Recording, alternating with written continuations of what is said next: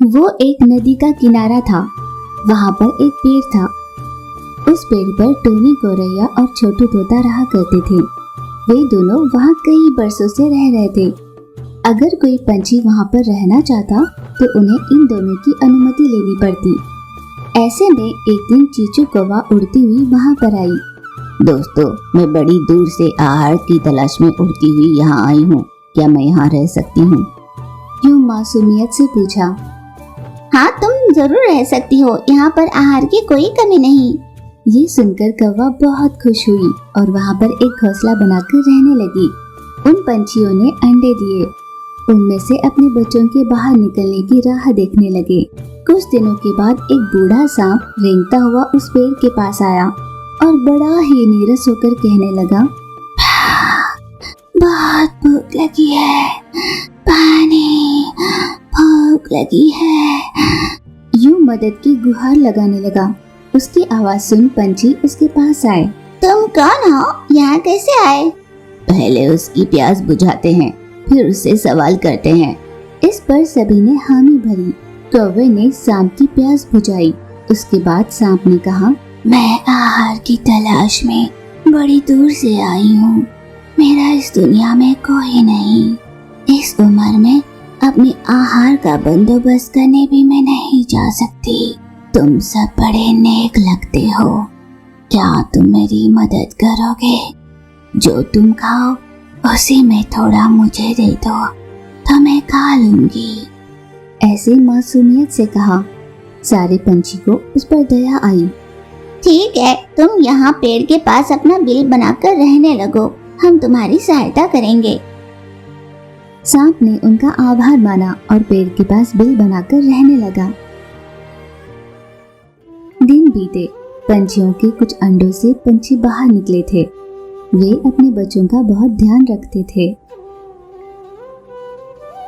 सांप के आहार का इंतजाम करते और उससे स्नेह से रहने लगे। एक दिन तीनों पंछी आहार की तलाश में बाहर निकले।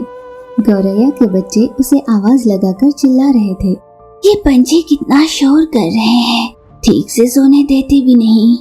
सांप रेंगता हुआ पेड़ चढ़ गया और जैसे ही उसने घोंसले में पंछी और उसके अंडे देखे, उसका मन बदल गया।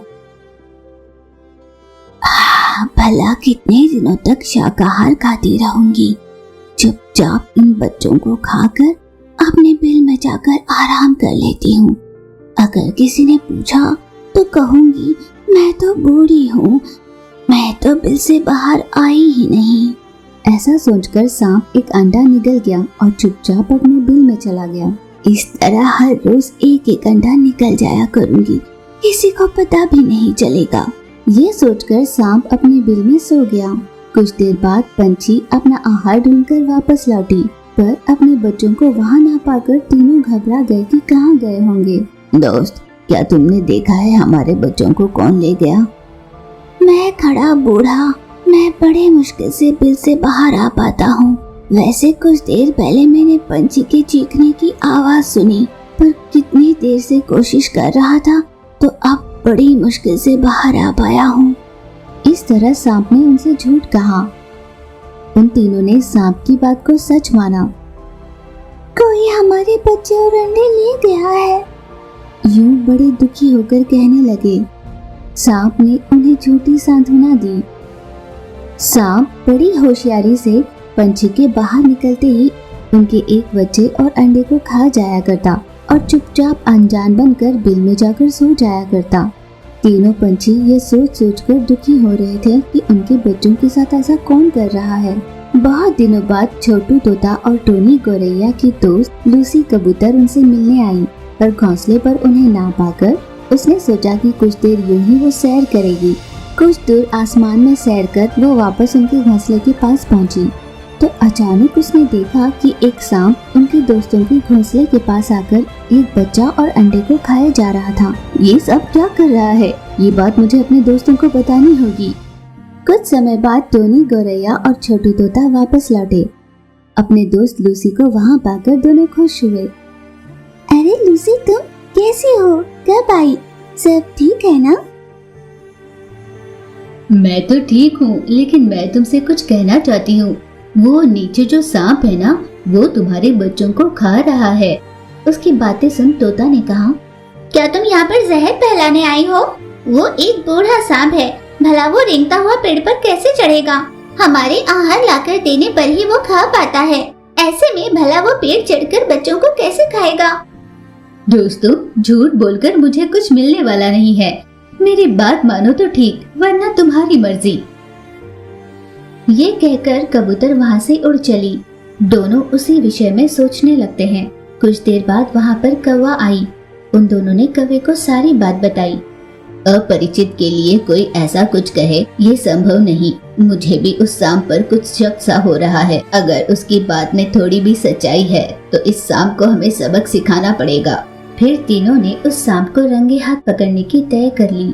अगले दिन अपने बच्चों और अंडों को छुपाकर वे तीनों वहाँ से निकल गए। बहुत समय के बाद पक्षियाँ वहाँ से चले गए। ये जानकर सांप रेंगता हुआ पेड़ चढ़ गया। पेड़ पर पंछी और अंडे ना पाकर ये क्या हुआ होगा? आज न अंडे हैं न बच्चे। ये यहाँ पर यूं बात कर रही थी। अपने साजिश के चलते वे तीनों दूसरे पेड़ से उसे देख रहे थे। देखा, अगर इसी ने अपने बच्चों को मार खाया होगा तो चील के हाथों इसे मरवा देंगे। और यही सोचकर वे तीनों एक चील के पास गए। उसे उन्होंने सारी बात बताई और अपने साथ चील को ले आए।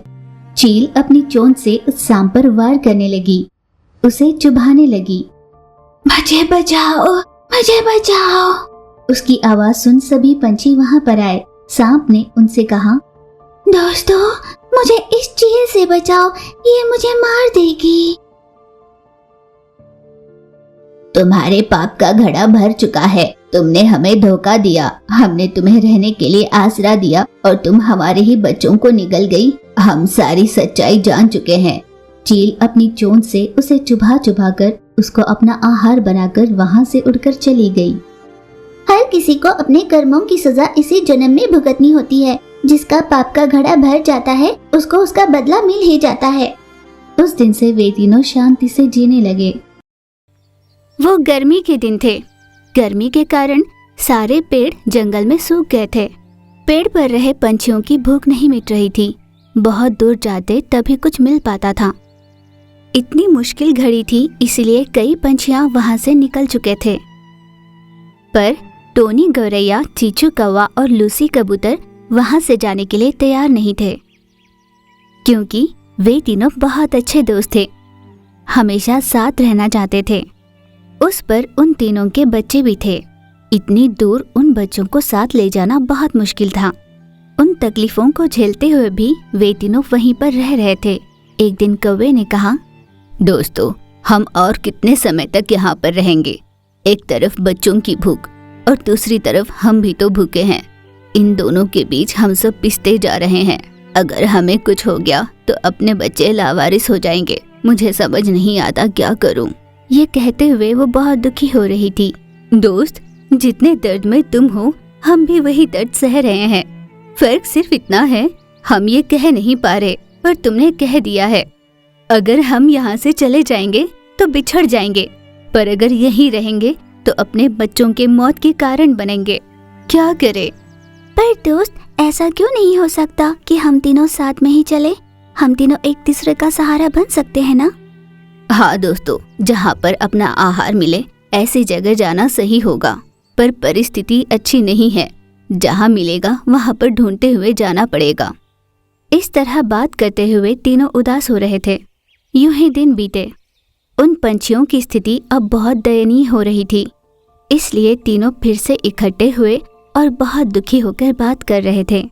दोस्तों, और कुछ दिनों तक अगर हम यहाँ पर रुके तो हमारे ही बच्चों को मार खाना होगा हमें, और ये मैं होने नहीं दे सकती, इसलिए हमें यहाँ से जाना होगा। उन तीनों को अपने ही बच्चों को मार खाने की इच्छा नहीं थी, इसलिए तीनों अपने बच्चों के साथ अलग दिशाओं में चले गए। कुछ एक बरस के बीतने के बाद कबूतर चील के पास पहुंची। दोस्त, मैंने जो तुमसे कहा था वो तुमने किया? क्या मेरे दोस्तों का तुम्हें पता चला? नहीं दोस्त, पिछले कुछ महीनों से मैं इसी काम में लगी हूँ, पर मुझे कहीं भी तुम्हारे दोस्तों का पता नहीं चला। मुझे जैसे ही पता चलेगा मैं तुम्हें बता दूंगी। ठीक है दोस्त, भूलना मत। ऐसा कहकर कबूतर उड़कर वहां से अपने घोंसले की ओर चल पड़ी। दोस्तों, तुम सबसे बिछड़कर आज 1 साल पूरा हो गया, पर तुम्हारी यादें मुझसे नहीं जाती। जब भी तुम्हें याद करती हूँ मेरी आंखें नम हो जाती हैं। तुमसे दूर होकर भी तुम्हारी दोस्ती मुझसे कम नहीं हुई है। मुझे पूरा विश्वास है उस भगवान पे हमें जरूर मिलाएगा। हे भगवान, ऐसा कुछ करो कि मैं अपने दोस्तों से फिर से मिलूं। ये कहकर वो उदास होने लगी। सच्ची दोस्ती कभी खत्म नहीं होती, भगवान हमें जरूर मिलाएंगे। यूं दुखी होकर वह भगवान से जल्दी मिलाने की प्रार्थना करने लगी। दूसरी ओर कौवा भी कहने लगी, दोस्तों, मैं भगवान से प्रार्थना करूंगी कि तुम दोनों जहाँ भी हो हमेशा खुश रहो, और मुझे विश्वास है हम तीनों जरूर मिलेंगे। भगवान से प्रार्थना करती हूँ वो दिन जल्दी आए। इस तरह वे तीनों अपनी अपनी जगह उदास हो रहे थे। कुछ दिनों बाद चील उड़ती हुई कबूतर के पास आई। दोस्त, बहुत अच्छी खबर लेकर आई हूँ। तुम्हारे दोस्त चीचू कौवे के बारे में मुझे पता चला है। कबूतर के खुशी का ठिकाना नहीं था। उसने कहा, क्या कहा? तुमने सच में बहुत अच्छी खबर लाई है। बताओ मेरी दोस्त कौवा कहाँ पर है? ऐसे बताऊंगी तो पता नहीं चलेगा। तुम मेरे साथ चलो, बताती हूँ। चील के ऐसा कहने पर दोनों उड़ती हुई कौवा के पास निकली। कौवे ने जैसे ही कबूतर को देखा वो बहुत खुश हुई। कैसी हो मेरी दोस्त? इस पूरे बरस में एक भी ऐसा दिन नहीं था जब मैंने तुम्हें और टोनी को याद न किया हो। तुम कैसी हो? तुम्हारे बच्चे कैसे हैं? मैं तुम्हें क्या बताऊं दोस्त, वहाँ से बिछड़ने के बाद मैंने अपने बच्चे के आहार के लिए बहुत ढूंढा, पर मुझे कहीं भी आहार नहीं मिला। मेरे बच्चे भूख से तड़प रहे थे। माँ होने पर मैं सिर्फ उन्हें ममता ही दे पाई, पर उनकी भूख नहीं मिटा पाई। हालात इतने बिगड़ गए कि मेरे दोनों ही बच्चे भूख से मर गए। मैं बहुत फूट फूट कर रोई। उसके बाद इस चील की सहायता से मैं बच पाई हूँ। इस तरह लूसी ने बीती सारी बात बताई। उसकी बातें सुन कौवा बहुत दुखी हुई।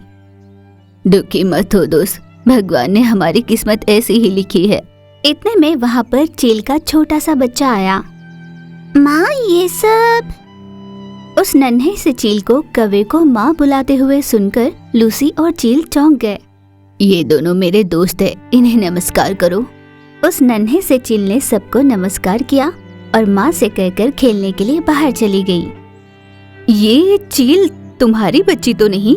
ये किसका बच्चा है? कौवे ने अपनी बीती बात बतानी शुरू की। 1 बरस पहले कौवे का बच्चा बीमार हुआ था। माँ, अब मैं जिंदा नहीं रहूंगा, मैं जा रहा हूँ। मैं आपको छोड़कर दूर जा रहा हूँ माँ। यूं वो रोए जा रहा था। तुम्हें कुछ नहीं होगा बेटा, मैं तुम्हें जाने नहीं दूंगी। ऐसे वो उसे धीरज दे ही रही थी, पर वो चल बसी। दोस्त, मैं जानती हूँ तुम इस समय बहुत दुखी हो और मेरा ये पूछना बहुत गलत होगा। उस चील ने अपने बच्चे के लिए मेरे मरे हुए कौवे को पूछा ताकि वो उसकी भूख मिटा सके। मैं उसे कुछ न कह पाई। मैंने दिल पर पत्थर रखकर अपने बच्चे को सौंप दिया। मेरा बच्चा किसी बच्चे की भूख मिटाने वाला था। शायद ऐसा किसी माँ ने नहीं किया होगा, पर चील ने मुझे धन्यवाद कहा और मेरे मरे बच्चे को ले गई। चील ने अपने बच्चे की तो भूख मिटा दी, पर वो खुद भूखी रही। अपने बच्चे की भूख मिटाने पर खुश होकर उसने अपना देह त्याग दिया। मैं जब अपने आहार के लिए निकली थी तब रोती हुई उस नन्हे चील को मैंने देखा। जब मुझे सच्चाई का पता चला तो मैंने उस चील के बच्चे को अपना लिया। इतनी बड़ी होने के बाद भी उस चील की बुद्धि अभी तक मंद ही है, वो छोटे बच्चे जैसी ही है। इस तरह बीती सारी बात बताकर वो दुखी हुए जा रही थी। उसकी बातें सुन, तुमने बहुत नेक काम किया है। पूरी दुनिया में ऐसा किसी माँ ने नहीं किया होगा। तूने जो किया वो सही है या गलत, ये फैसला भगवान पर छोड़ते हैं। यूं जब वो बात कर रहे थे, आसमान में टोनी गौरैया बच्चों के साथ उड़ती हुई उन्हें देखकर वहाँ आती है। दोस्तों, कितना समय हो गया तुम सबको देखकर। आज मेरी किस्मत तो चमक गई। ये कहकर वो खुशी से सभी के गले लगती है। ये दोनों मेरे बच्चे हैं। वहाँ से निकलने के बाद हमें एक जगह बहुत अच्छा आहार मिला। हम सब खुश हैं, पर तुम दोनों की कमी हमेशा खलती थी। इस तरह पुरानी बातें याद कर वे सभी बहुत दुखी हो रहे थे। पूरे 1 बरस बाद सभी मिल गए थे, इसलिए सब बहुत खुश थे।